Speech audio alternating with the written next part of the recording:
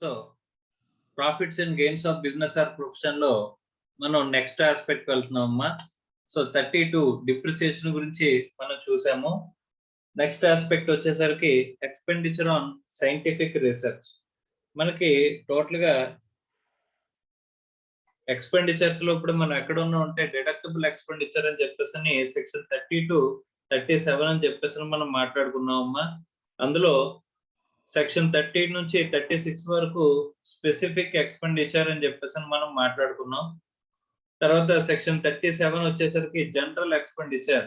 అంటే ఇక్కడ specific expenditure లో ఎక్కడైనా సరే అంటే 32, 36 లో ఎక్కడైనా కవర్ అవ్వలేదు అని చెప్పేసి అంటే ఆ ఎక్స్పెండిచర్ గురించి ఎక్కడ కవర్ అవుతుందంటే కనుక సెక్షన్ 37 లో మనకి కవర్ అవుతుందని చెప్పేసి మనం మాట్లాడుకున్నాం. సో 32, 36 అనేది స్పెసిఫిక్ ఎక్స్పెండిచర్, 37 అనేది జనరల్ ఎక్స్పెండిచర్ అని చెప్పేసి మనం మాట్లాడుకున్నాం. అందులో నెక్స్ట్ మనం చూడబోయే స్పెసిఫిక్ ఎక్స్పెండిచర్ వచ్చేసి సెక్షన్ 35 సైంటిఫిక్ రీసెర్చ్.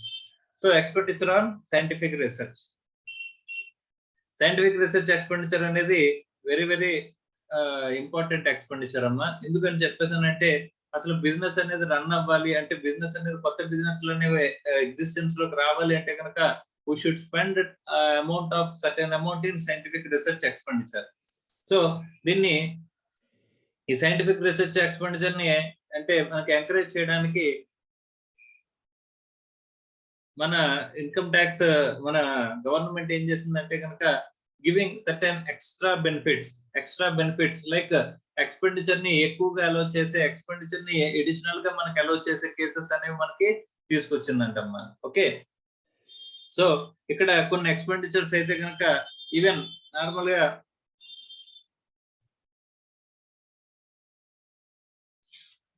గా ప్రాఫిట్ అండ్ లాస్ అకౌంట్ లో మనం రెవెన్యూ ఎక్స్పెండిచర్ మాత్రమే మనం అలో చేసే కేసెస్ చూస్తామమ్మా. కానీ ఇక్కడ వచ్చేసరికి క్యాపిటల్ ఎక్స్పెండిచర్ కూడా మనకి అలో చేసే కేసెస్ గురించి ఇక్కడ సర్టెన్ కేసెస్ లో మనకి చెప్తాడమ్మా. ఓకే, ఆ ఎక్స్పెండిచర్ ఎలా క్లెయిమ్ చేసుకోవాలి ఏంటి అనేది మనం మాట్లాడుకుందాం. ఫస్ట్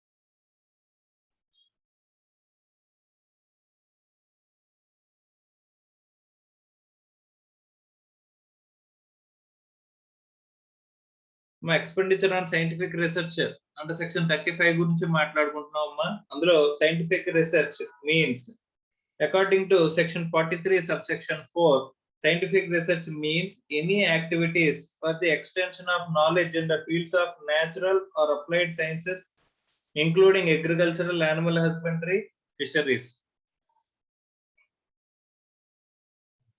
సో ఇక్కడ దీని అంతటిని కూడా మనం సైంటిఫిక్ రీసెర్చ్ అని చెప్పేసి అని అంటాడమ్మా.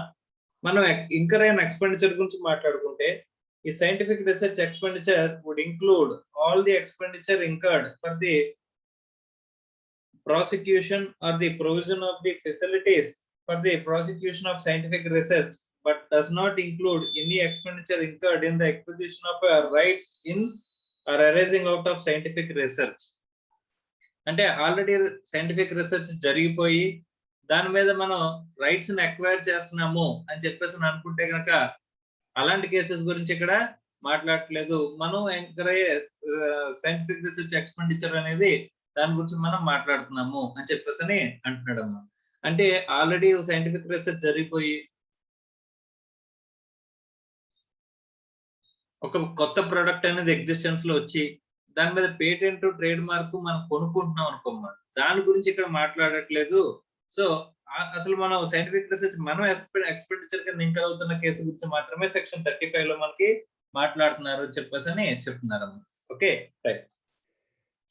Scientific research relating to a business or class of business would include any scientific research which may be led to or facilitate an extension of the business or all the business of that class, as the case may be. A scientific research of medical nature which has a specific relation of welfare of employed in that business or the business of that class, as the case may be అని చెప్పేసి అని అంటున్నాడు అమ్మా. ఇక్కడ main point ఏంటంటే extension of business గురించి కానీ or medical nature research in the medical nature కానీ చేసినట్లయితే అక్కడ ఏమంటున్నాడమ్మా,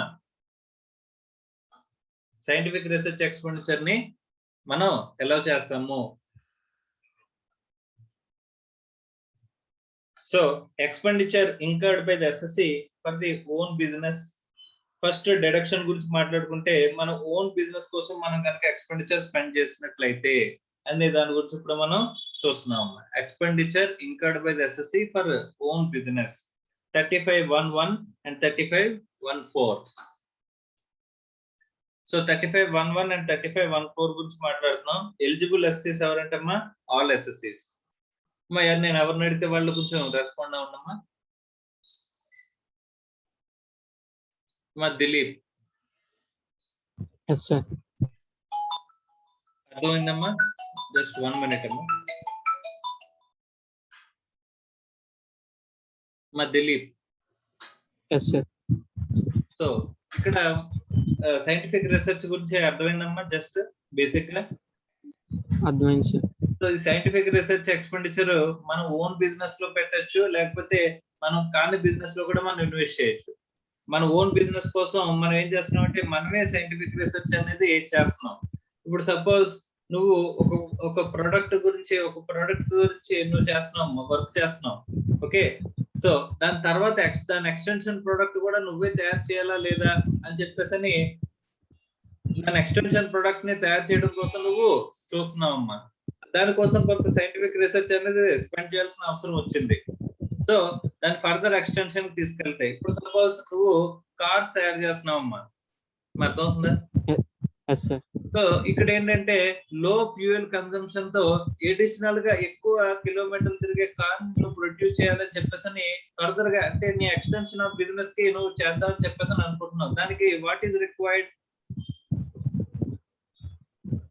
సైంటిఫిక్ రీసెర్చ్ అప్లై చేయాలి కదా. సో అలాంటి సైంటిఫిక్ రీసెర్చ్ అనేది ఇంకా నీ ఓన్ బిజినెస్ కనుక నువ్వు spend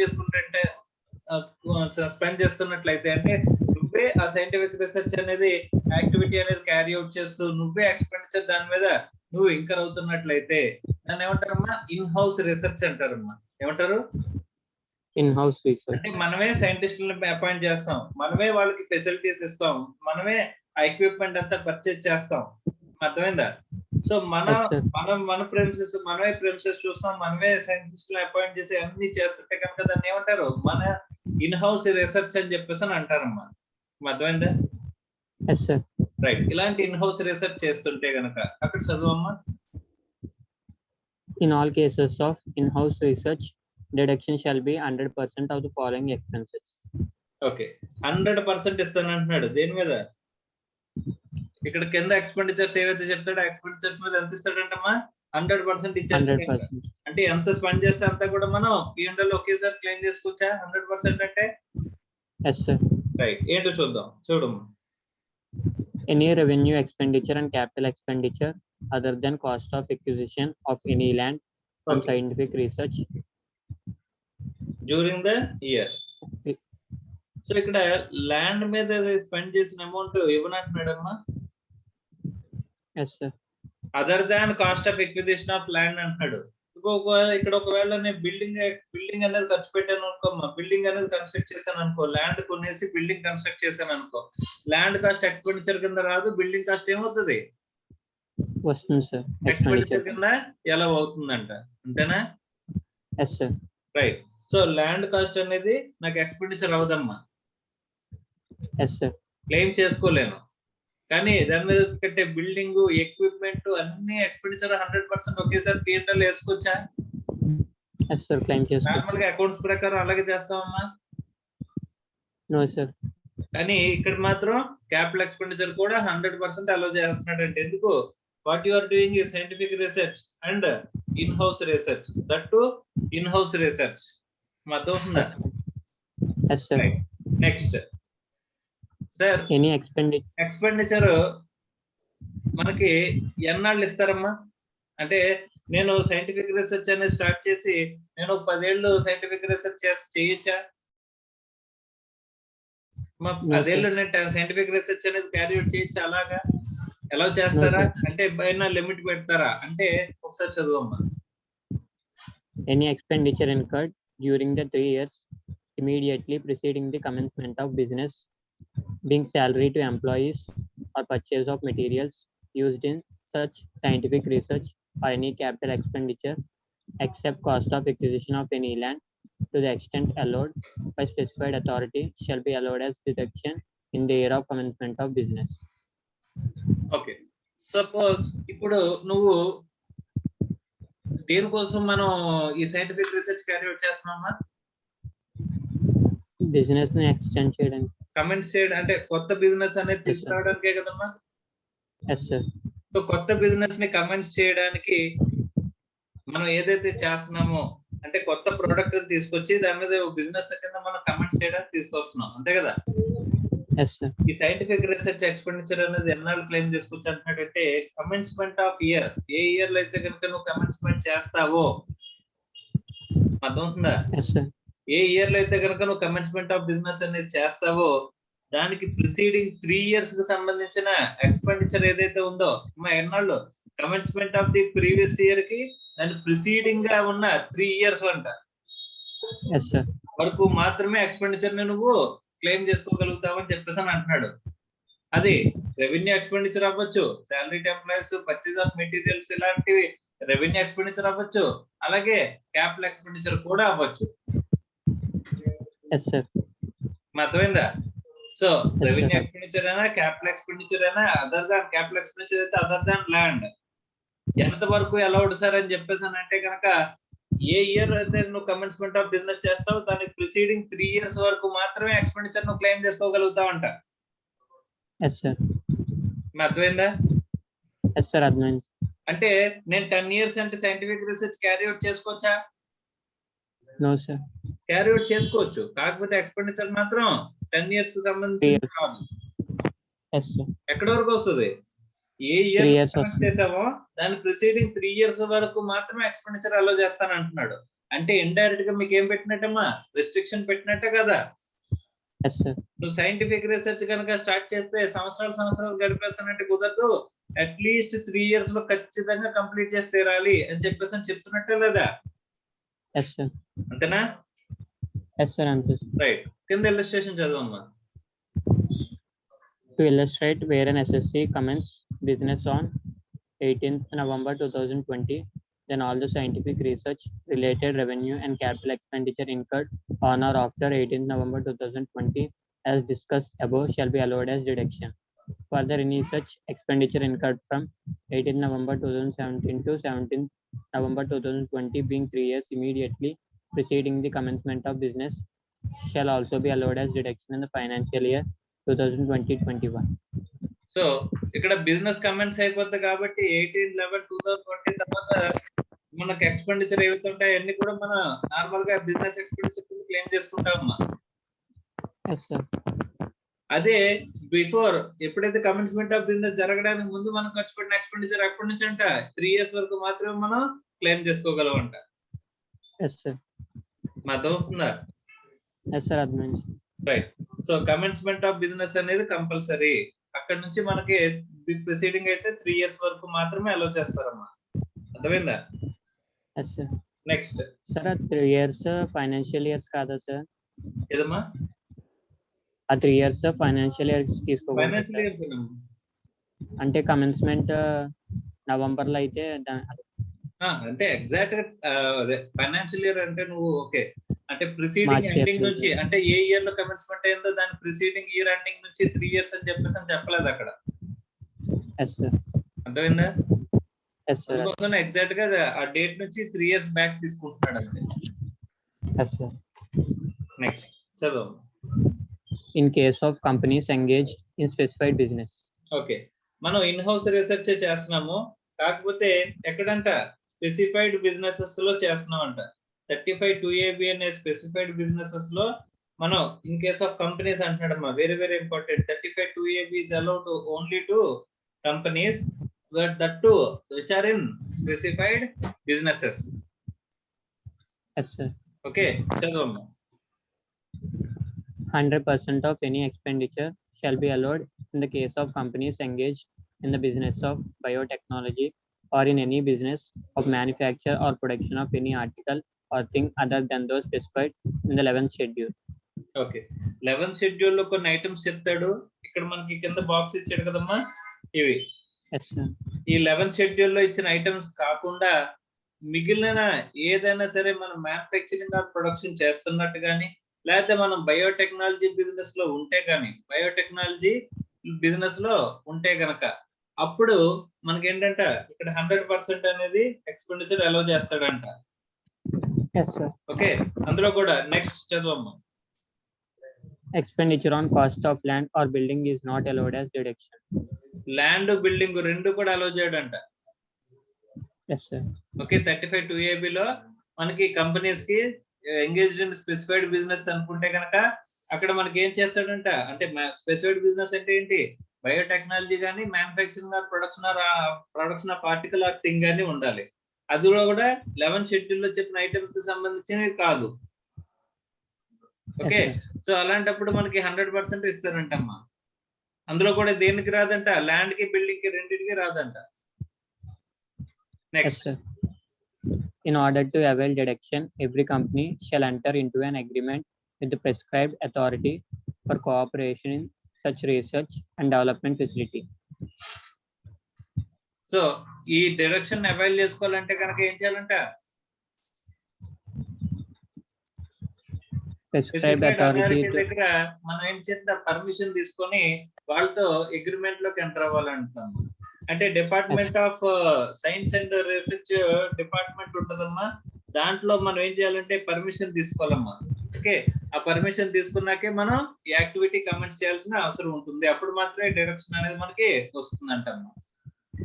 okay, Yes, sir. Right. Next, In order further, the company shall fulfill such conditions with regards to maintenance and audit of accounts and furnishing of report in such manner as may be prescribed. So ఇక్కడ books of accounts maintain చేయడం గురించి, వాటిని audit చేయించడం గురించి, ఆ report submit చేయడం గురించి అక్కడ ఏదైతే మనం కండిషన్స్ చెప్తారో కండిషన్స్ అన్ని కూడా మనం ఫుల్ఫిల్ చేయాలి అని చెప్పేసి అని అంటున్నాడు అమ్మా. తర్వాత The prescribed authority shall submit its report in relation to the approval of the said facility to the principal, chief commissioner or the chief commissioner or principal director general or director general in such form and within such time as may be prescribed. So ఆ prescribed authority ఈ report submit చేస్తుంది particular గా వీళ్ళకి, principal chief commissioner of income tax అమ్మా. వాళ్ళకి submit చేస్తే వాళ్ళు మనకి ఈ ఎక్స్పెండిచర్ అనేది అలౌ చేయడానికి అవకాశం అనేది ఉంటుంది. ఎందుకమ్మా ఇక్కడ చెప్తున్నాడు, ఇక్కడ ఎందుకంటే ఇక్కడ ఎక్స్పెండిచర్ అలౌ చేసేది దేనికి, 100% అలౌ చేస్తున్నారు కాబట్టి ఈ తతంగం. అందులో క్యాపిటల్ ఎక్స్పెండిచర్ కూడా అలౌ చేస్తున్నారమ్మా. ఎంత పర్సెంటేజ్ అలౌ చేస్తున్నారు, 100%. 100% అలౌ చేస్తున్నారు కాబట్టి. అర్థం అవుతుందమ్మా. Yes, sir. రైట్. నెక్స్ట్ ఏంటంటే ఇది ఇంతకు ముందు మనం ఇన్ హౌస్ రీసెర్చ్ అంటే ఏంటి, Own business. మనమే సైంటిఫిక్ రీసెర్చ్ అనేది క్యారీ అవుట్ చేస్తుంటే కనుక అప్పుడు స్పెసిఫైడ్ బిజినెస్ అయితే అలాగా, లేకపోతే మన ఓన్ బిజినెస్ అయితే ఎలాగా అని చెప్పేసి మనం రెండు చూసాం. Yes, sir. ఈసారి ఏంటంటే ఈసారి మనం చేయట్లేదమ్మా. ఇప్పుడు జనరల్ గా ఏం చేస్తారంటే ఇప్పుడు ఐఐటీస్ ఐఐఎంస్ ఉంటాయి కదమ్మా. Yes, sir. సో వాటికి యూనివర్సిటీస్ ఐఐటీస్ వాళ్ళకి ఫండింగ్ అనేది చేస్తారు. కంపెనీ అనేది ఏం చేస్తుంది అంటే డొనేషన్ ఇస్తుందమ్మా. దేనికోసం అంటే కనుక మీరు సైంటిఫిక్ రీసెర్చ్ అనేది క్యారీ అవుట్ చేయండి మా తరఫున అని చెప్పేసి అని. అక్కడైతే ట్రైనీస్ వాళ్ళు ఉంటారు కదమ్మా, డైరెక్ట్ గానే స్టూడెంట్స్ ట్రైనీస్ అమ్మా అక్కడ, అవునా కదా. సో వాళ్ళు ఏంటంటే టోటల్ గా మీరు క్యారీ అవుట్ చేయండి. ఇప్పుడు డిపార్ట్మెంట్ ఆఫ్ హెచ్ఓడి వాళ్ళు ఉంటారు కదమ్మా, వాళ్ళు ఏంటంటే వాళ్ళు హెడ్స్ కింద ఉంటూ వీళ్ళ చేత వర్క్ అనేది చేపిస్తూ అక్కడ ఏం చేస్తారమ్మా, అక్కడ రీసెర్చ్ క్యారీ అవుట్ చేస్తారమ్మా. ఐఐటీస్ అవిని, universities. Okay, Yes, sir. Approved associations, universities, colleges ఇవన్నీ కూడా ఏం చేస్తాయి, అక్కడ ఈ క్యారీ అవుట్ చేస్తాయి. క్యారీ అవుట్ చేయడానికి మనం క్యారీ అవుట్ చేసుకుంటే మనమే అందరిని అపాయింట్ చేసుకుని మనమే శాలరీస్ పే చేసుకుని ఇవన్నీ చేయాలి. ఇవన్నీ కాకుండా ఇప్పుడు ఐఐటికి కానీ ఈ యూనివర్సిటీకి కానీ ఏదైనా యూనివర్సిటీకి నేను లంసమ్ అమౌంట్ ఇచ్చేస్తానమ్మా. Okay, Yes, sir. అలా అమౌంట్ ఇచ్చేసినప్పుడు ఆ అమౌంట్ తో వాళ్ళు ఏం చేస్తారు, సైంటిఫిక్ రీసెర్చ్ అనేది క్యారీ అవుట్ చేస్తారు. అర్థమైందా? Yes, sir. Admin. అలాంటి రీసెర్చ్ అనేది క్యారీ అవుట్ చేసినప్పుడు నేను పే చేసిన అమౌంట్ ఏదైతే ఉందో అక్కడ అది ఎంత పర్సెంటేజ్ నాకు ఎక్స్పెండిచర్ కింద అలౌ అవుతుంది. సార్ మనం పెట్టే expenditure revenue expenditure, capital expenditure అనే బైఫర్కేషన్ ఉంటుందమ్మా మన దగ్గర? No, sir. Understood. మనం ఒకటికి డబ్బులు ఇచ్చేస్తున్నాం అంతే. Yes, sir. వాడు ఇంకర్ అవుతాడు రెవెన్యూ ఎక్స్పెండిచర్, క్యాపిటల్ ఎక్స్పెండిచర్ అవిని. Yes, sir. సో కాబట్టి అలాంటి కేసెస్ లో ఏమంటున్నాడమ్మా, చదువు. Contribution made by any SSC to in certain case specified of a contribution to out side agencies అన్నాడు కదమ్మా. Yes, sir. Out side agencies బయట వాళ్ళకి ఎవరికైనా సరే మనం కాంట్రిబ్యూట్ చేస్తున్నట్లయితే అని చెప్పేసి అని అక్కడ నుంచి చదువు. Contribution made by any SSC to certain specified institutions shall be entitled to deduction as detailed hereunder. Okay,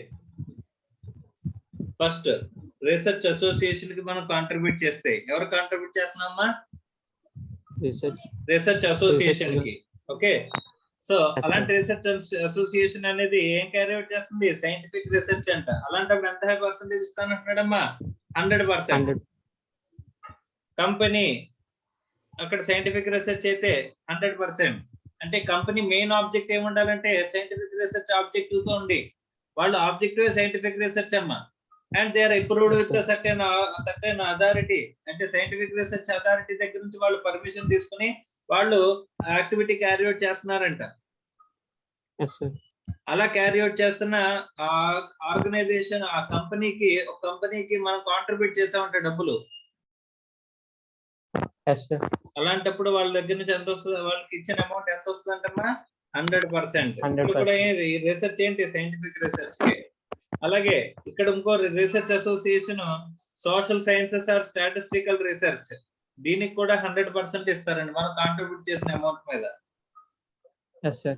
national laboratory, university or Indian institute of technology or any specified persons వాళ్ళ కనుక contribute చేస్తే IITs, universities, national laboratory వీళ్ళ కనుక contribute చేసినట్లయితే scientific research అంటారు ఏ programme approved by prescribed authority అనుకుంటే కనుక ఎంత పర్సెంటేజ్ అంటమ్మా? 100%. ఇంత ముందు ఇక్కడ ఎక్కువ ఇచ్చేవాడు, 100% కంటే ఎక్కువ ఇచ్చేవాడు, ఇప్పుడు రెస్ట్రిక్ట్ చేస్తాడమ్మా. 100% కి రెస్ట్రిక్ట్ చేస్తాడు. అర్థమైందా?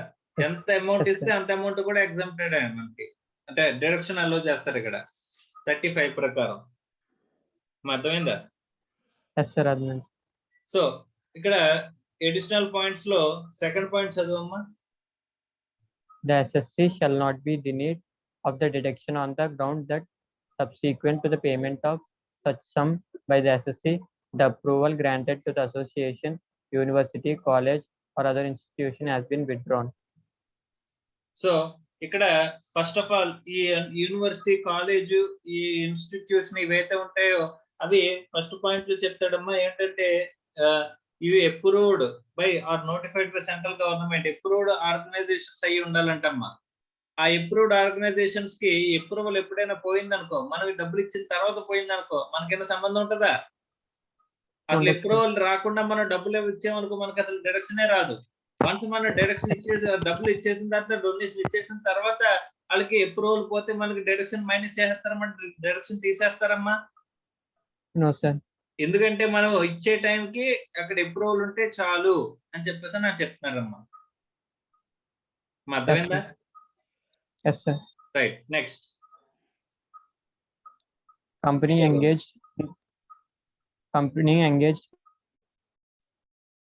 Company engaged in scientific research and receiving contribution as referred to in section 35 clause 1 2A shall fulfill the following conditions. ఇక్కడ పైన మనం కంపెనీ అని చెప్పేసి అన్నాం కదమ్మా. కంపెనీకి మనం కాంట్రిబ్యూట్ చేసినట్లయితే కంపెనీకి కొన్ని ఆస్పెక్ట్స్ కండిషన్స్ ఉన్నాయంట. ఆ కంపెనీకి అలాంటి కండిషన్స్ అప్లై చేస్తేనే అప్పుడు మనం ఇచ్చిన డైరెక్షన్ అనేది మనకు ఎక్స్పెండిచర్ కింద అలో చేస్తారంట, లేకపోతే అలో చేయను అని చెప్పేసి అని చెప్తున్నారమ్మా. అర్థమైందా? Yes sir. రైట్. ఆ కంపెనీ సాటిస్ఫై అమ్మా, ఇప్పుడు మనం ఎవరికైతే కాంట్రిబ్యూషన్ ఇస్తున్నామో ఆ కంపెనీ సాటిస్ఫై చేయాల్సిన కండిషన్స్ అంటే ఇప్పుడు మనం మాట్లాడుకునేవి. Yes sir. చదువమ్మా. Should be registered in India. Company registered in India అంటే ఇండియన్ కంపెనీ అయి ఉండాలి. Next, as scientific research and development as its main object. So main object of the business ఏమై ఉండాలి? సైంటిఫిక్ రీసెర్చ్ అండ్ డెవలప్మెంట్ అయి ఉండాలి. Is approved by the prescribed authority in the prescribed manner. So prescribed manner లో prescribed authority దగ్గర నుంచి approval పొంది ఉండాలి scientific research కోసం. Sum paid to the company shall be used for scientific research. So ఎవరైతే డబ్బులు పే చేస్తారో ఆ డబ్బులు తీసుకున్న కంపెనీ తీసుకుని ఏం చేయాలంటే ఆ సైంటిఫిక్ రీసెర్చ్ స్పెండ్ చేయాలి ఖచ్చితంగా. అర్థమైందా? Yes, sir. Next, Shall carry on scientific research through its own employees using its own assets.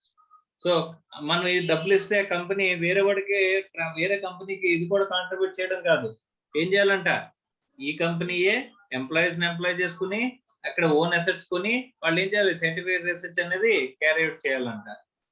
అర్థమైందా? వేరే వాళ్ళకి ట్రాన్స్ఫర్ చేసే అమౌంట్ ని చేయకూడదు sir. Right. Next, Maintain separate statement of donations and books of account in respect of sum received for scientific research. Get the same audited and furnished by the due date for filing the return of income. So ఆ company separate accounts maintain చేయాలి, books of accounts maintain చేసి ఆ donations ఎవరెవరి దగ్గర నుంచి వచ్చాయి, amount of expenditure మనం ఎంత రిసీవ్ చేసుకున్నాం అని అటు ఎక్స్పెండిచర్ ని ఇటు రిసీట్స్ ని రెండింటికి సంబంధించిన ఆడిట్ చేయించుకుని రిటర్న్ ఫైలింగ్ డ్యూ డేట్ లోపు ఏం చేయాలంటమ్మా? సబ్మిట్ చేయాలంటమ్మా. ఎవరి గురించి మాట్లాడుకుంటున్నామమ్మా మనం? Company sir. కంపెనీకి ఎవరైనా కాంట్రిబ్యూట్ చేసినట్లయితే అనే పాయింట్ గురించి మనం మాట్లాడుకుంటున్నాం. Yes sir. Right sir. ఇక్కడ కంపెనీ మన తరపున అంటే మనం ఎవరైతే డొనేషన్స్ ఇచ్చారో ఆ డొనేషన్స్ ఇచ్చిన వాళ్ళ తరపున ఏం చేస్తుంది? సైంటిఫిక్ రీసెర్చ్ అనేది క్యారీ అవుట్ చేస్తుందమ్మా. Yes sir. అంతే కదా? సో వాళ్ళు డబ్బులు ఇచ్చారు, ఆ డబ్బుల్ని వేస్ట్ చేసుకుని ఇక్కడ కంపెనీ ఎక్స్పెండిచర్ అనేది స్పెండ్ చేస్తుంది. అంతే కదమ్మా? Yes sir. రైట్. సో మళ్ళీ ఇది ఓన్ గా స్పెండ్ చేస్తున్నట్ట, ఓన్ గా స్పెండ్ చేస్తున్నట్టు తీసుకుంటారా? No sir. ఓన్ గా స్పెండ్ చేస్తున్నట్టు కాదు, వాళ్ళు ఇచ్చిన డబ్బుల్ని స్పెండ్ చేస్తున్నట్టే తీసుకుంటారు. అర్థమైందా? Yes sir. Right. Next, in respect of expenditure. ఒక నిమిషం, అది అవసరం లేదమ్మా. అన్అబ్జార్బ్డ్ డిప్రిసియేషన్ గురించి మాట్లాడుకున్నాం కదమ్మా 32(2) లో. Yes sir. అన్అబ్జార్బ్డ్ డిప్రిసియేషన్ అంటే ఏమన్నామమ్మా? సఫిషియంట్ ప్రాఫిట్స్ అనేవి సఫిషియంట్ గా లేనప్పుడు డిప్రిసియేషన్ వల్ల మనకి ఎరైజ్ అయిన లాస్ ని మనం ఆ లాస్ ని ఏం చేసుకోవచ్చు? క్యారీ ఫార్వర్డ్ చేసుకోవచ్చు డిప్రిసియేషన్ లాస్ ని. అనుకున్నామమ్మా?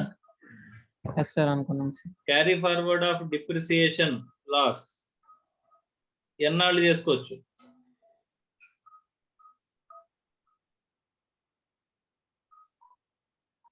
ఎంత పీరియడ్ చేసుకోవచ్చమ్మా? ఎన్నాళ్ళు మనం క్యారీ ఫార్వర్డ్ చేసుకోవచ్చు? అన్లిమిటెడ్. Period is unlimited. ఎన్నాళ్ళైనా సరే మనం క్యారీ ఫార్వర్డ్ చేసుకోవచ్చు. అవునా? Yes sir. Can be adjusted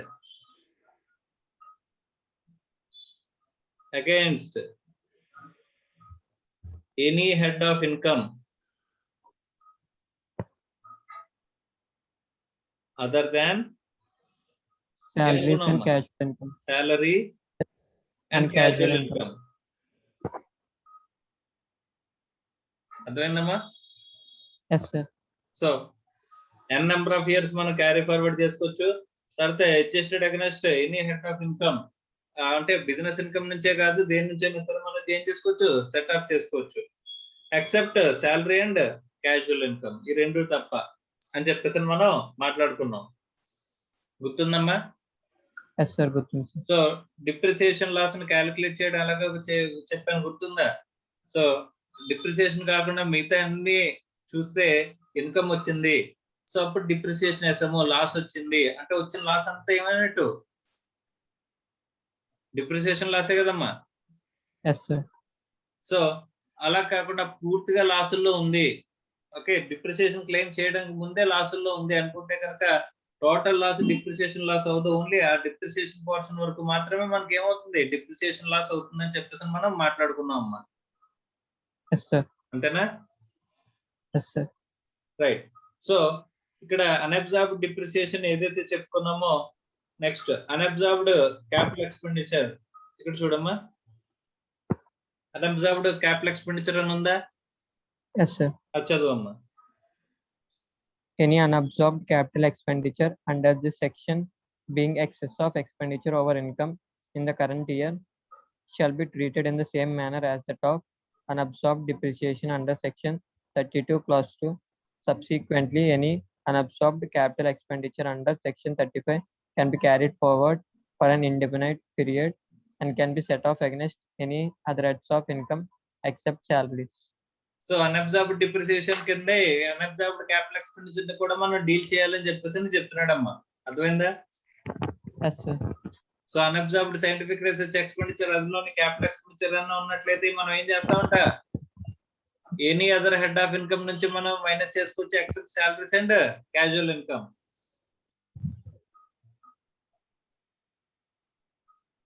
అర్థమైందా? Yes, sir. Right. So unabsorbed depreciation ఎలాగైతే చేస్తాం, ఇక్కడ కూడా అన్అబ్జార్బ్డ్ క్యాపిటల్ ఎక్స్పెండిచర్ గురించి మనం మాట్లాడుకోవాలంట. Next amalgamation.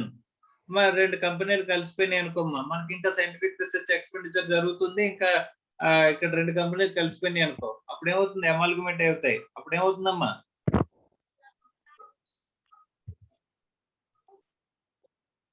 అమాల్గమేషన్ చదవమ్మా.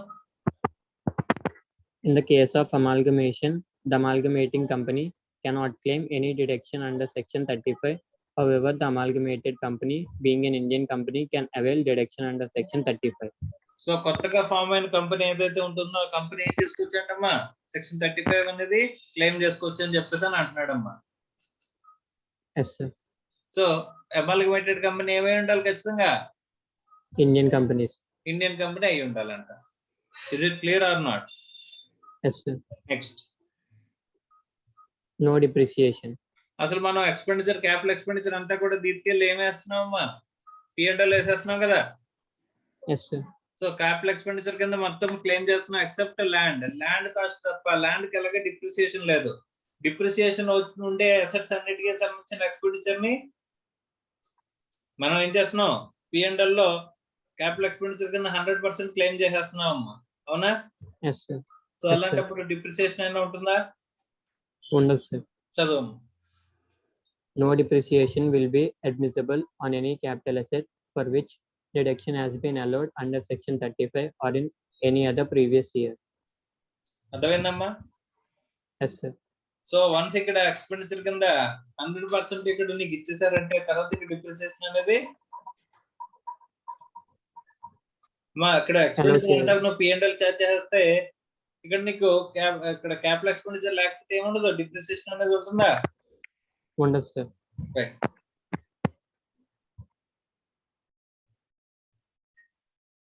ఆఫ్ చేసాను రమ్య. సార్ వినిపిస్తుందమ్మా? వినిపిస్తుంది సార్. అర్థమైందమ్మా? సూపర్. అర్థమైంది సార్. అర్థమైతే ప్రాబ్లం నెంబర్ 21 చదువు. Yes sir. AB Chemicals Limited contributes a sum of rupees 10 lakhs to XY Scientific Research India Private Limited, an approved scientific research company, towards research in the area of chemicals for the year ended 31st March 2021.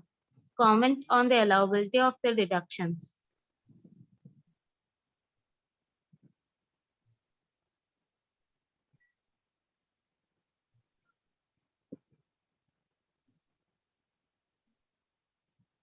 ఏమైందమ్మా?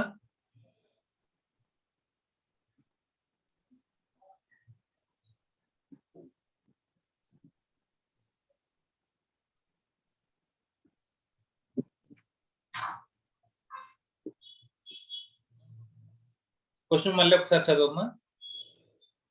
Yes, sir. AB Chemicals Limited contributes a sum of rupees 10 lakhs to XY Scientific Research India Private Limited, an approved scientific research company towards research in the area of chemicals for the year ended 31st March 2021. Comment on the allowability of the deductions. Okay, ఇక్కడ మనం ఒక company, మనం in house research చేసామా, వేరే వాడికి contribute చేసామా? వేరే వాళ్ళకి ఇచ్చాం సార్. వేరే వాడికి కాంట్రిబ్యూట్ చేసాం. అది రీసెర్చ్ అసోసియేషనా లేకపోతే కంపెనీయా? Company sir. కంపెనీ అన్నప్పుడు కొన్ని కండిషన్స్ ఇస్తే ఆ కండిషన్స్ సాటిస్ఫై చేస్తే గనక అప్పుడు ఏం చేస్తారమ్మా? 100% అలౌ చేస్తారు సార్ డిడక్షన్. 100% అలౌ చేస్తారు, అంతేనా? Yes sir. ఆ కండిషన్స్ అనేవి ఫుల్ఫిల్ చేస్తే మన ఆన్సర్ ఎలా ఉండాలి? ఆ కండిషన్స్ రాసి ఆ కండిషన్స్ అనేవి కనుక సాటిస్ఫై చేసినట్లయితే అప్పుడు మనం ఏం చేస్తామంట? 100% డిడక్షన్ అలౌ చేస్తామని చెప్పేసి అని రాసుకుంటాం, అంతే కదమ్మా? Yes sir. రైట్, చదవమ్మా answer. AB Chemicals Limited is entitled to rupees 10 lakhs, being 100% of rupees 10 lakhs as deduction. XY Scientific Research India Private Limited, which is carrying on research activities for others, is not entitled for any deduction under Section 35 in respect of expenditure for research incurred. Refer Okay. point 4 above. ఇక్కడ ఏ company XY scientific research company ఏదైతే ఉంటుందో ఆ కంపెనీకి expenditure కింద allow చేస్తారమ్మా ఈ amount? No sir. ఎవరికి అలౌ చేస్తారు? AB Limited కే అలౌ చేస్తారు. ఏబీ కెమికల్స్ లిమిటెడ్ కాంట్రిబ్యూట్ చేసిన పర్సన్ మాత్రమే ఎక్స్పెండిచర్ కింద అలౌ చేస్తారు. మా అర్థం అవుతుందమ్మా? Yes sir. రైట్. Yes sir. Next MCA question. Limited. Yes sir. MCA Limited derived a net profit of rupees 5 lakhs for the year ended 31st March 2021 before debiting capital expenses of rupees 10 lakhs and 6 lakhs of revenue expenses relating to in-house scientific research. Advise the company on treatment of losses. Okay, so వీళ్ళకి profit ఎంత ఉందమ్మా? 5 lakhs ఉంది. 5 lakhs sir. Okay, so ఇక్కడ Yes sir. Expenses ఎంత ఉంది?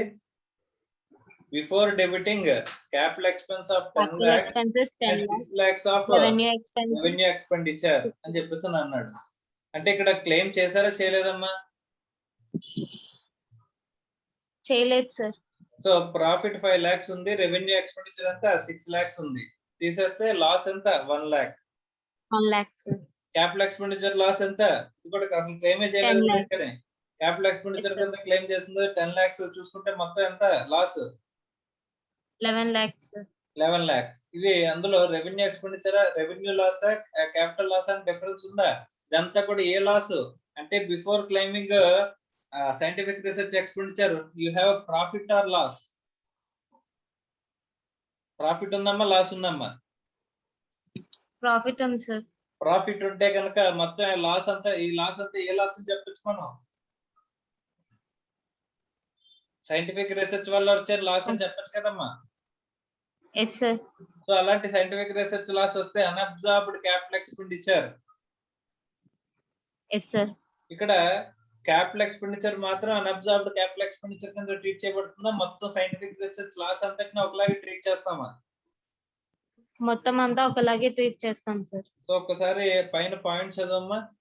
అన్అబ్జార్బ్డ్ capital expenditure అన్నాడు. Yes sir.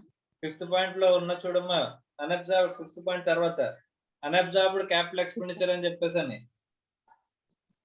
Any unabsorbed capital expenditure under this section చదవడం అంటే being unabsorbed excess of- capital expenditure అనేది అక్కడ మనకి ఏం చేస్తాను అంటున్నాడు? It will be treated as unabsorbed depreciation అని చెప్పాడు. Yes sir.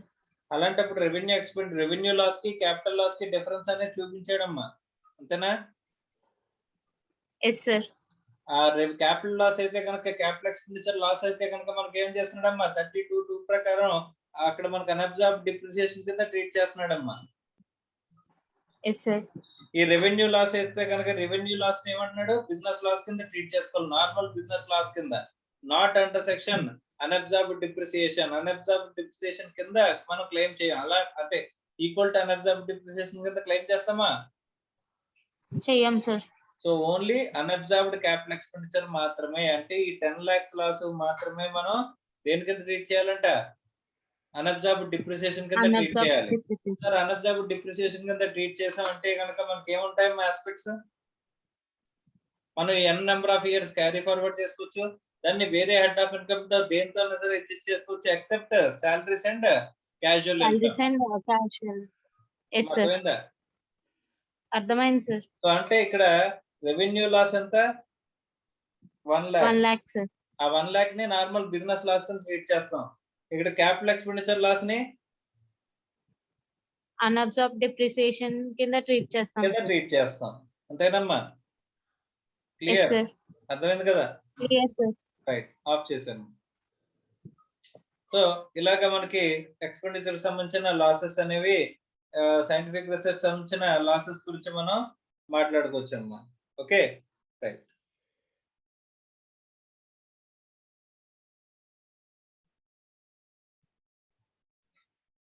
Next important aspect వచ్చి deduction of capital expenditure of specified business. మా స్పెసిఫైడ్ బిజినెస్ గురించి 35 AD గురించి మనం ఆల్రెడీ ఒకసారి మాట్లాడుకున్నాము. ఈ 35 AD లో స్పెసిఫై చేసిన బిజినెసెస్ ఏవైతే ఉంటాయో ఆ బిజినెసెస్ కి సంబంధించిన ఎక్స్పెండిచర్ మనకి క్యాపిటల్ ఎక్స్పెండిచర్ కూడా అలౌ చేస్తారు అనుకున్నాం. అలాంటి క్యాపిటల్ ఎక్స్పెండిచర్ కనుక మనకి అలౌ చేసేసినట్లయితే అలాంటి బిజినెస్ కనుక మనం ఎస్టాబ్లిష్ చేస్తే మనకి 100% ఆఫ్ ది క్యాపిటల్ ఎక్స్పెండిచర్ కూడా అలౌ చేస్తారు అనుకున్నాం. అలాంటి అసెట్ ని మళ్ళీ మనం ఇక్కడ బిజినెస్ లో వాడుతున్నా సరే దాని మీద P&L లో 100% క్లెయిమ్ చేస్తాం కాబట్టి దాని మీద మళ్ళీ డిప్రిసియేషన్ తీసుకుంటే కనుక డిప్రిసియేషన్ కి ఆ కాస్ట్ వాల్యూ ఎంత తీసుకోవాలంటే 0 తీసుకుంటారు అనుకున్నాం. ఎందుకంటే కనుక అసెట్ అంటూ ఉంటది కానీ దాని మీద ఎక్స్పెండిచర్ అనేది 100% ఇక్కడ వాల్యూ లేని ఎక్స్పెండిచర్ అన్నమాట. వాల్యూ అంతా కూడా ఏమైంది 100% ప్రాఫిట్స్ లోంచి డిప్రిసియేషన్ కింద ఇక్కడ ఎక్స్పెండిచర్ కింద ఎలా అయిపోయింది కాబట్టి డిప్రిసియేషన్ చేయడానికి మన దగ్గర క్యాపిటల్ ఎక్స్పెండిచర్ అనేది ఏవి మిగలదు అని చెప్పేసి మాట్లాడుకుంటూ 35 AD లో వాల్యూ అనేది మనం తీసుకుంటే నీల్ కింద తీసుకుంటాం. కాస్ట్ ఆఫ్ ది అసెట్ ఎంత తీసుకుంటాం? నీల్ కింద తీసుకుంటాం అని చెప్పేసి మనం మాట్లాడుకున్నాం అమ్మా. సో అలాంటి కేసు గురించి ఇప్పుడు మనం చూస్తున్నాం section 35 AD. Next Nikhila. Yes sir. మా గుర్తుందమ్మా? Yes, sir. 35 AD గురించి స్పెసిఫైడ్ బిజినెసెస్ గురించి మనం మాట్లాడుకున్నాం ఇంతకు ముందు. Yes sir. స్పెసిఫైడ్ బిజినెసెస్ అనేవి ఏవైతే ఉంటాయో అంటే క్యాపిటల్ మనకి క్యాపిటల్ గెయిన్స్ లో మాట్లాడుకున్నప్పుడు 35 AD లో మనం ఎక్స్పెండిచర్ పెట్టేసిన అసెట్ ని అమ్ముతున్నప్పుడు అని చెప్పేసి అంటే కనుక కాస్ట్ ఆఫ్ ఎక్విజిషన్ ఎంత తీసుకోవాలన్నారమ్మా? కాస్ట్ 35 AD లో మనం 100% మన ఎక్స్పెండిచర్ కింద పెట్టేస్తున్నాం కాబట్టి కాస్ట్ ఆఫ్ ఎక్విజిషన్ ఆ అసెట్ ని అమ్ముతున్నప్పుడు అది అమ్మిన వాల్యూ తెలుసు, ఎంతకు అమ్ముతామో తెలుసు, కానీ దాని కాస్ట్ ఎంత తీసుకోమంటున్నాడమ్మా? నీల్ కింద తీసుకోమంటున్నారు. నీల్ కింద తీసుకోమని చెప్పేసి అని మనకి చెప్పాడు. ఓకే, అలాగే Yes, ఇక్కడ sir. మనం డిప్రిసియేషన్ గురించి మాట్లాడుకున్నప్పుడు అక్కడ మనకి కాస్ట్ ఆఫ్ ది అసెట్ గురించి మాట్లాడుకునేటప్పుడు 35 AD లో మనకి అంటే మనం క్లెయిమ్ చేసుకున్న క్యాపిటల్ ఎక్స్పెండిచర్ క్లెయిమ్ చేసుకున్న స్పెసిఫైడ్ బిజినెస్ కి సంబంధించిన ఒక అసెట్ అనుకుంటే కనుక దాని కాస్ట్ ఎంత తీసుకుంటున్నాం? యాక్చువల్ కాస్ట్ యాడ్ చేసేటప్పుడు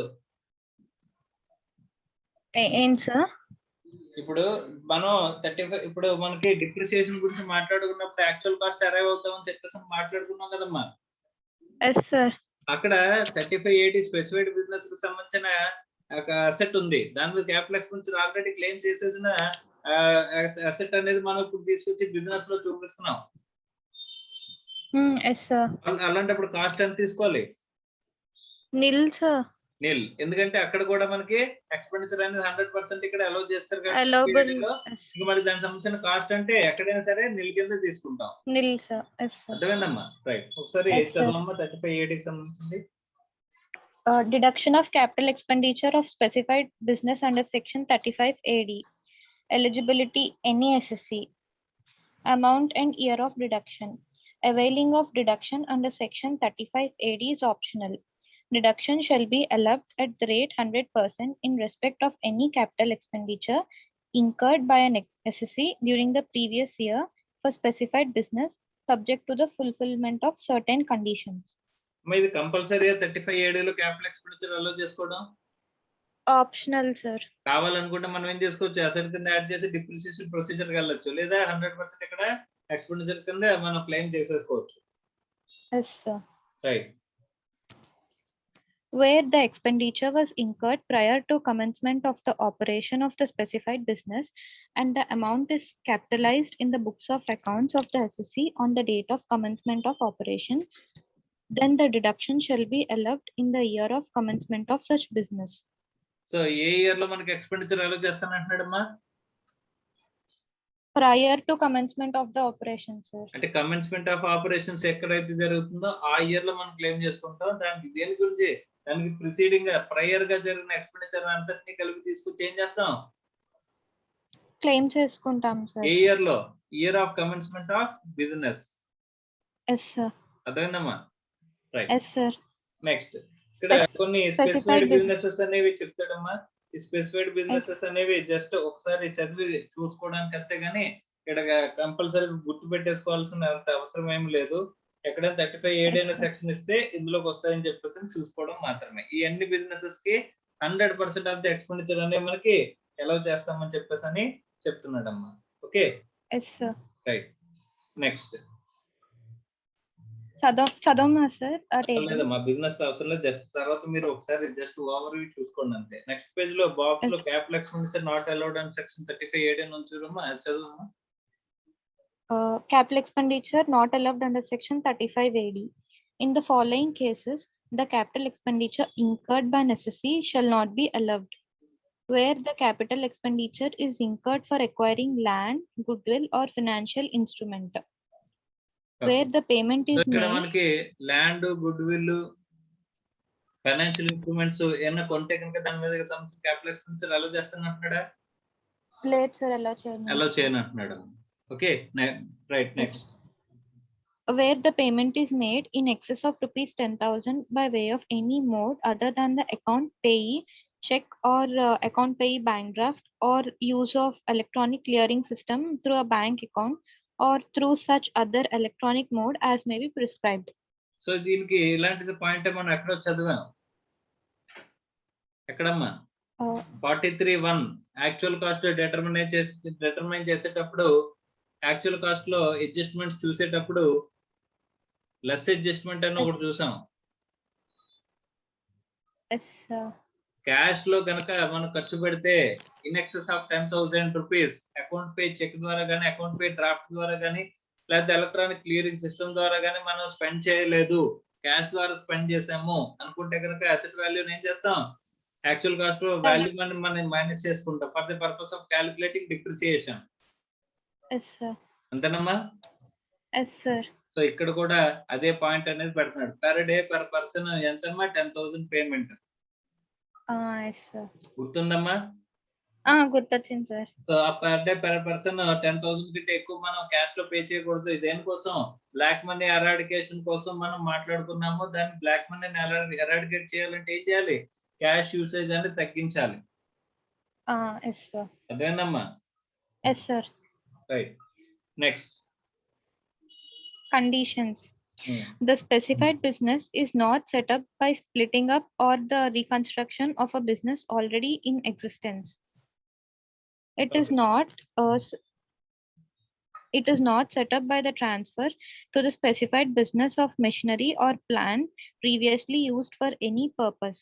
However, in following situations, it shall not be regarded as machinery or plant previously used of any purposes where such machinery or plant was not at any time used in India prior to the date of. First of all specified business అనేది ఏదైనా మనం already చేసే business ని split కింద ఉండాలా, లేకపోతే కొత్త company కింద ఉండాలా, కొత్త బిజినెస్ కింద బిజినెస్ సెటప్ చేస్తున్నట్టు ఉండాలా?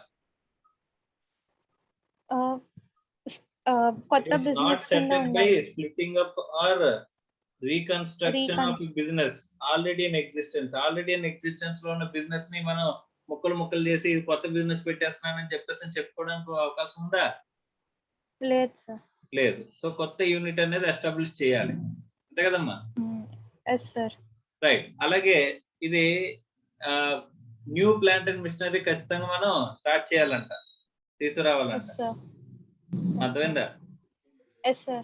So new plant and machinery అంటే సార్ మనకి న్యూ అంటే వేరే ఆల్రెడీ ఎక్కడైనా వాడేసాడు అనుకోమ్మా, అది మన ఇక్కడ ఇండియాకి ఇక్కడ మనకి తీసుకొచ్చాం అనుకోమ్మా, మనకి న్యూయే కదా సార్, అలాగ కుదురుతుందమ్మా? లేకపోతే వేరే వాడు ఎవడన్నా వాడచ్చా వాడకూడదా?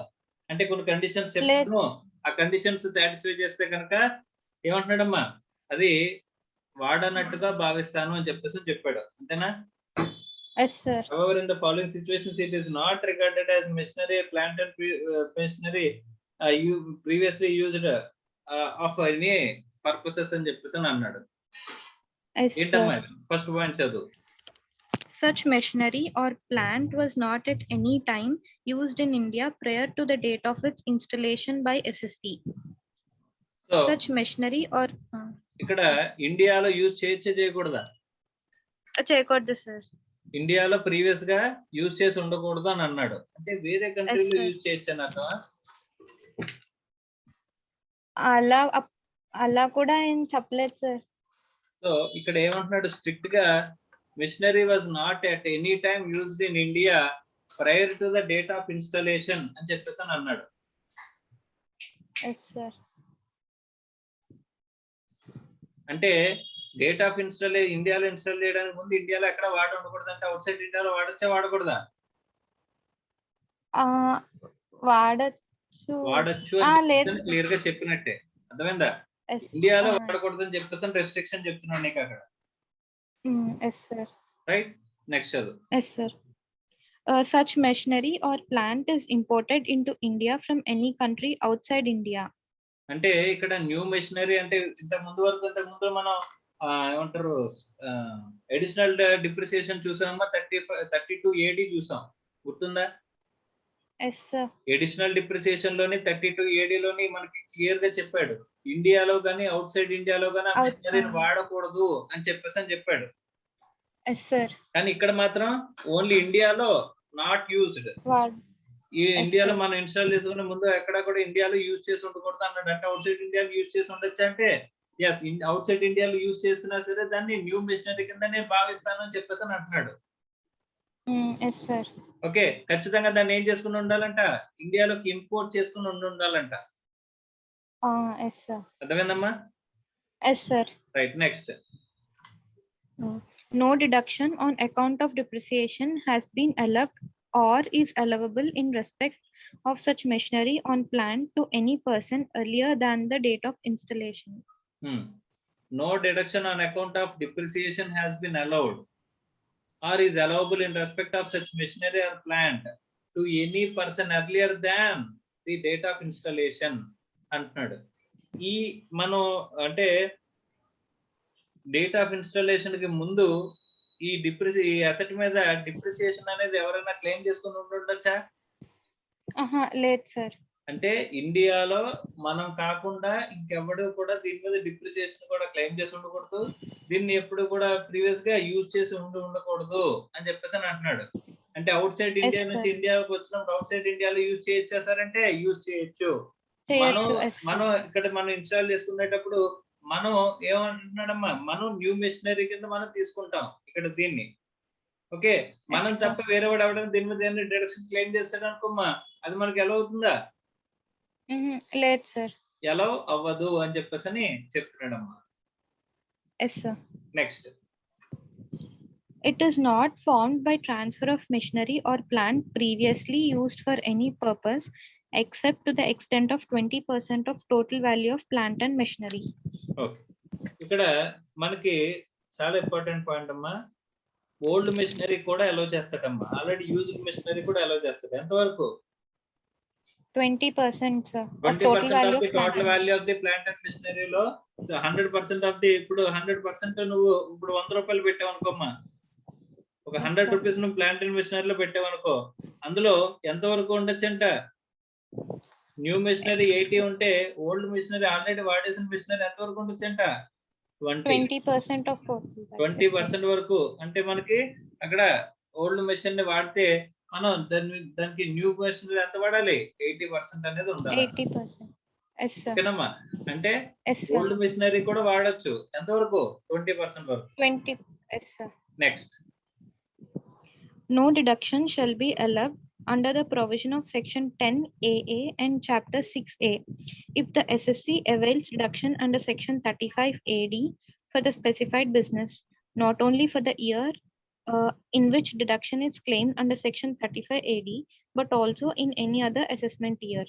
ఓకే, నార్మల్ గా మనకి ఇన్కమ్ ఎక్కడైనా ఒకసారి ట్యాక్స్ చేస్తారమ్మా, 2-3 సార్లు ట్యాక్స్ చేస్తారా? ఒకసారే సార్. అలాగే ఎక్స్పెండిచర్ ఒకసారి అలౌ చేస్తారా, 2-3 సార్లు అలౌ చేస్తారా? ఒకసారి అలౌ చేస్తారు సార్. ఒకసారి మన ఇంకైనా ఎక్స్పెండిచర్ ని ఒకసారి మాత్రం మనం క్లెయిమ్ చేసుకోవడం అనేది జనరల్ గా మన రూల్.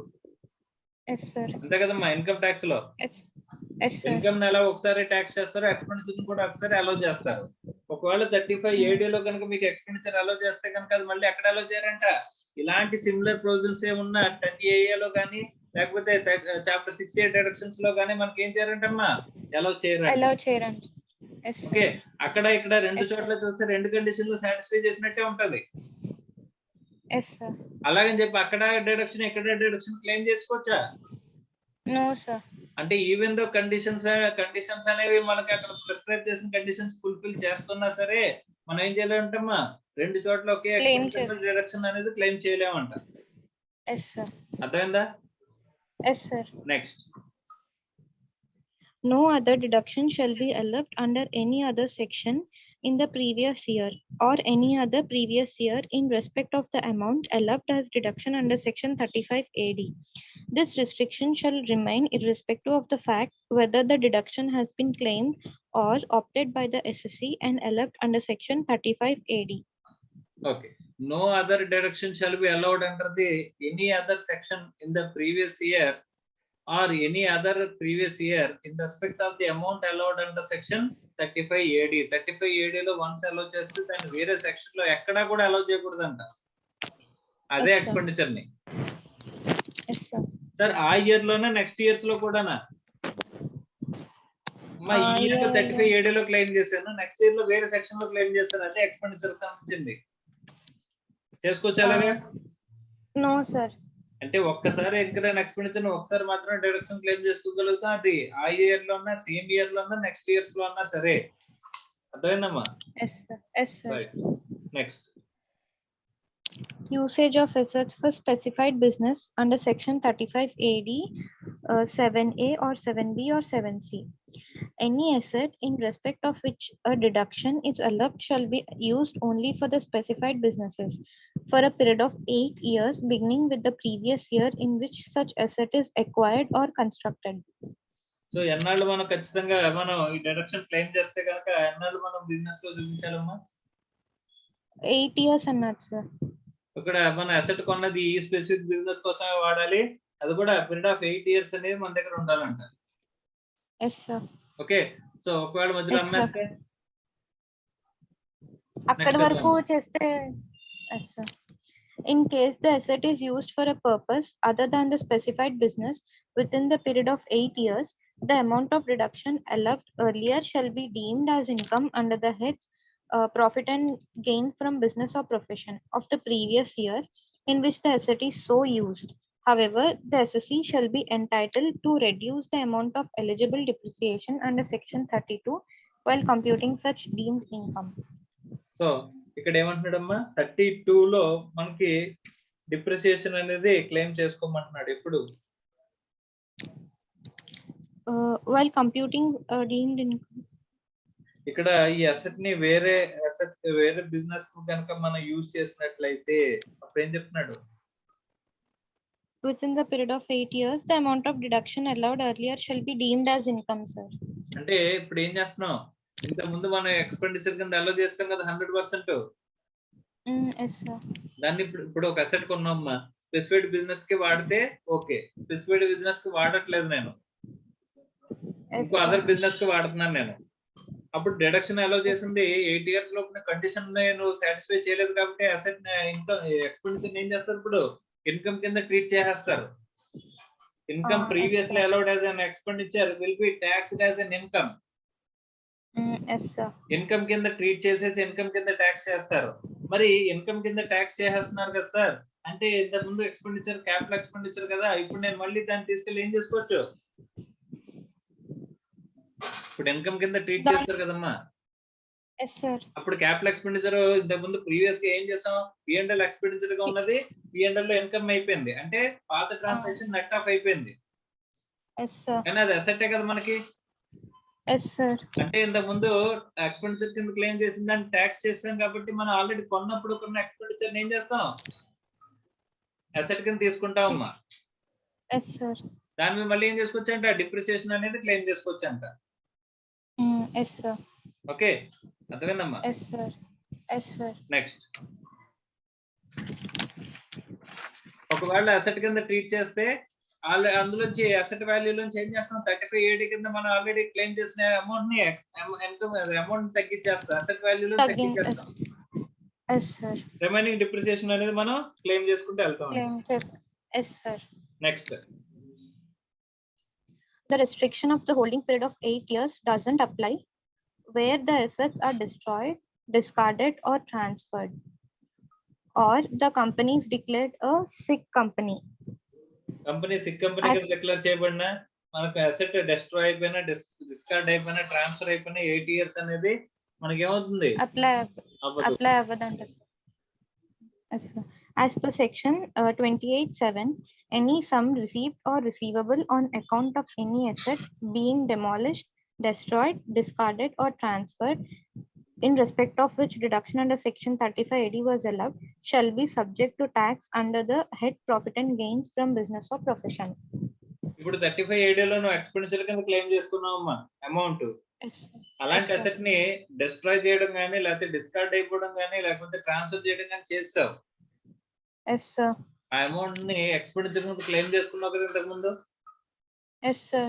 8 years లోపు నువ్వు ఏం చేసావు, ఈ వేరే వాడికి ట్రాన్స్ఫర్ చేసేయడం కానీ, డిస్కార్డ్ చేయడం కానీ, డిస్ట్రాయ్ అయిపోవడం కానీ జరిగింది. అప్పుడు Yes, sir. ఏదైతే నీకు ఎక్స్పెండిచర్ కింద అలో చేస్తారో అదంతటిని కూడా తీసుకెళ్ళి ఏం చేస్తారంట, ట్యాక్స్ చేసేస్తారంట. ఇన్కమ్ కింద ట్రీట్ చేసి Under the ట్యాక్స్ head చేస్తామని చెప్పేసి అని చెప్తున్నారమ్మా. Yes, sir. అర్థమైందా? Yes, sir. Right. Next, illustration number 25. Yes, sir. Priyanka, engaged in the business of building and operating new hotel, had purchased plant and machinery on 1st July 2017 and claimed deduction under section 35 AD of rupees 10 lakhs in the assessment year 2018-19 in respect of investment in plant and machinery. During financial year 2020-21, the said machinery is deployed for activities other than the hotel business. Compute the deemed income chargeable to PGBP as per section 35 AD and the actual cost of the machinery under section 43(1) for assessment year 2021-22. Okay, ఇప్పుడు asset ని మనం వేరే purpose కి use చేసాము అని చెప్పేసి అంటే గనక ఏం చేస్తారు అనుకున్నామా, దాన్ని తీసుకెళ్లి ఇన్కమ్ కింద ట్రీట్ చేసేస్తారు అనుకున్నాం కదా. Yes, sir. సో ఇన్కమ్ కింద ట్రీట్ చేసేస్తూ దాన్ని అక్కడ ట్యాక్స్ చేస్తాము. అండ్ దాంట్లో ఏం చేస్తామంటే అసెట్ ని కింద ఆ రోజున ఏదన్నా అసెట్ కింద తీసేసుకుంటాం, అంటే ఎక్స్పెండిచర్ ని ఇన్కమ్ కింద ట్రీట్ చేస్తూ ట్యాక్స్ చేస్తూ ఆ కాస్ట్ ని అసెట్ కింద ట్రీట్ చేసి దానికి డిప్రిసియేషన్ తగ్గించుకుంటూ వస్తామని చెప్పేసి మనం మాట్లాడుకున్నాం. Yes, sir. సో ఇప్పుడు ఏం చేస్తారమ్మా, ఈ 10 లక్షల అసెట్ ని మనం వేరే పర్పస్ కోసం యూజ్ చేస్తున్నాం కాబట్టి 8 years లోపలనే కదా మనం యూజ్ చేసింది. Yes, sir. 8 years లోపల యూజ్ చేసాం కాబట్టి దాన్ని ఏం చేస్తారు, ఫస్ట్ ట్యాక్స్ చేస్తారు. Yes, sir. ఆ తర్వాత దాన్ని అసెట్ కింద ట్రీట్ చేసి నోషనల్ డిప్రిసియేషన్ మైనస్ చేస్తారు కొన్నప్పటి నుంచి ఇప్పటి వరకు. Yes, sir. అప్పుడు ఆ మేల్ రిమైనింగ్ అనేది అసెట్ అనేది మనం చూపించుకుని దాన్ని బుక్స్ లో చూపించుకుని వెళ్తాం. Yes, sir. అంతేనమ్మా? Yes, రైట్, sir. ఆన్సర్ చదవమ్మా. Priyanka had claimed deduction of rupees 10 lakhs in assessment year 2018-19. Since the asset was used for other than a specified business in financial year 2020-21, the deduction previously claimed under section 35 AD as reduced by the notional depreciation from assessment year 2018-19 till assessment year 2020-21 shall be deemed to be the income chargeable under head PGBP for assessment year 2021-22. Okay, In a first of all case, 10 lakhs ని ఏం చేస్తాం, income కింద treat చేసి charge చేసేస్తాం sir tax. Okay, next చదవమ్మా. In a case where there is a violation on usage of the asset in respect of which reduction under section 35 AD was availed, The actual cost of the asset for the purpose of depreciation shall undergo a change in accordance with explanation 13 to section 43(1). 43(1) అంటే మనకి actual cost determination కదా, determination of actual cost for the depreciation కదమ్మా. Yes, sir. అలాంటప్పుడు దాంట్లో ఏమంటున్నాడు, notional depreciation కొన్నప్పటి నుంచి కూడా మనం ఈ అసెట్ ని ఇందులో తీసుకొచ్చేంత వరకు కూడా అంటే 35 AD other than business, other than specific business కి వాడడానికి తీసుకొచ్చేటప్పుడు మనం ఏం చేస్తాం అనుకున్నామమ్మా, డిప్రిసియేషన్, నోషనల్ డిప్రిసియేషన్ అనేది తీసుకొస్తామని చెప్పేసి అని అన్నాడు, అంతే కదా. Yes, sir. Yes, so sir. Next amount of deduction claimed ఎంత 10 lakhs. 10 lakhs. అందులో ఏం చేస్తాం, Notional depreciation less చేస్తాం సార్. 18-19 కి, 19-20 కి, 20-21 కి మనకి 20-21. నోషనల్ డిప్రిసియేషన్ మైనస్ చేస్తే 3,85,875 అనేది డిప్రిసియేషన్ వచ్చింది. అది తీసేస్తే Yes. 6,14,125 అనేది ఆఫ్టర్ Yes, sir. మనకి ఏమవుతుంది. After notional depreciation, sir. So అదే మనకి కాస్ట్ కింద మనం తీసుకుంటామంట, తీసుకుంటాం. అంతే Yes, కదమ్మా. sir. Yes, రైట్. sir. సో ఇక్కడ మనం ఏం చేస్తామంట, ఇప్పుడు ఇక్కడ నీకు జాగ్రత్తగా గమనించామనుకోమ్మా, ఇప్పుడు ఇంత ముందు క్యాపిటల్ ఎక్స్పెండిచర్ కింద మనం మాట్లాడుకున్నాం. క్యాపిటల్ ఎక్స్పెండిచర్ కూడా P&L లో మనం వేసేసాం, ఎంత 10 lakhs కింద వేసేసాం. Yes, sir. ఇప్పుడు ఏం చేయాలి, యాక్చువల్ గాని 10 lakhs ని ఇన్కమ్ కింద ట్రీట్ చేయాలి.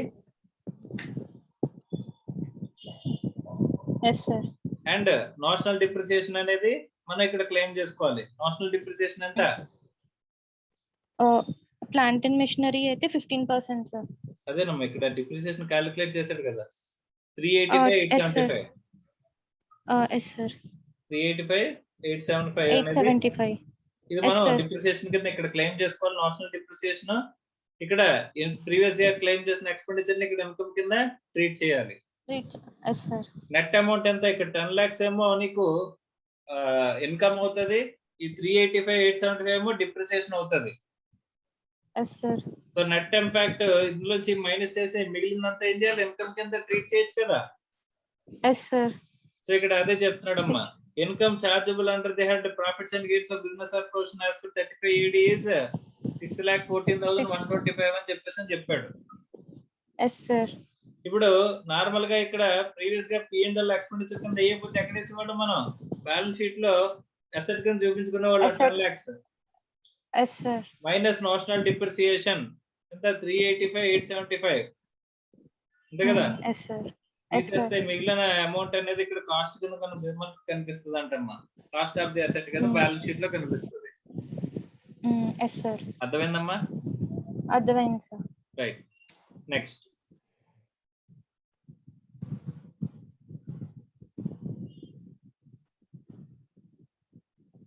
సో ఇది మనకి 35 AD కి సంబంధించిన ఎక్స్పెండిచర్ అమ్మా. మీరు ఏం చేయాలంటే 35 AD లో ఉన్న బిజినెసెస్ ని ఇక్కడ నార్మల్ గా ఏవైతే చెప్పాడో ఒక్కసారి అట్ ఎ గ్లాన్స్ జస్ట్ చూసుకుంటారండి. అందులో ఏంటంటే 100% మీకు ఎక్స్పెండిచర్ అనేది అలౌ చేస్తాము. Revenue expenditure as well as capital expenditure గురించి ఇక్కడ మనం మాట్లాడుకుంటున్నాం. రెవెన్యూ ఎక్స్పెండిచర్ అలాగే అలౌ చేస్తాము బిజినెస్ లో, అలాగే క్యాపిటల్ ఎక్స్పెండిచర్ కూడా మనకి ఇక్కడ స్పెసిఫిక్ గా అలౌ చేసే కేసెస్ గురించి మాట్లాడుతున్నాడు. సో ఒకవేళ ఇక్కడ కండిషన్స్ చెప్పాడు, ఆ కండిషన్స్ లో మనకి సాటిస్ఫై చేయకపోతే ఎక్స్పెండిచర్ అలౌ చేయరు.